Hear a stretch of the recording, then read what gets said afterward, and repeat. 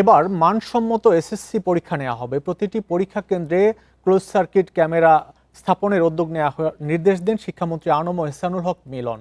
সুষ্ঠু ও নকলমুক্ত পরিবেশে এসএসসি পরীক্ষার লক্ষ্যে মাধ্যমিক ও উচ্চ শিক্ষা বোর্ড, ঢাকা মাদ্রাসা ও কারিগরি শিক্ষা বোর্ডের কেন্দ্রীয় সচিবদের মতবিনিময়ে তিনি এর নির্দেশনা দেন। এ সময় মন্ত্রী জানান, পরীক্ষাকে ঘিরে কোনো ধরনের অহেতুক আতঙ্ক সৃষ্টি করা যাবে না। বিদ্যুৎ বিভ্রাটকে ক্ষেত্রে নিরবিচ্ছিন্ন পর্যবেক্ষণ নিশ্চিত করতে বিকল্প হিসেবে আইপিএস ব্যবহারের উপর গুরুত্বারোপ করেন।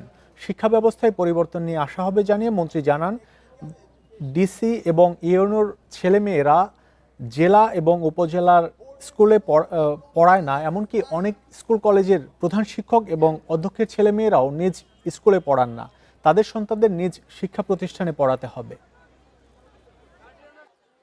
আগামীতে যখন এই এসএসসি দাখিল বা কারিগরি শিক্ষার পরীক্ষার শেষে আমি যখন র্যান্ডম খাতা নিয়ে এসে চেক করব এক্সামিনাররা ঠিক মতো খাতা দেখেছে কিনা, তাতে উপকৃত হবে ওই আতাউল্লাহর মতো যাদের খাতা পাল্টিয়ে ফেলেছিল। তারা উপকৃত হবে না?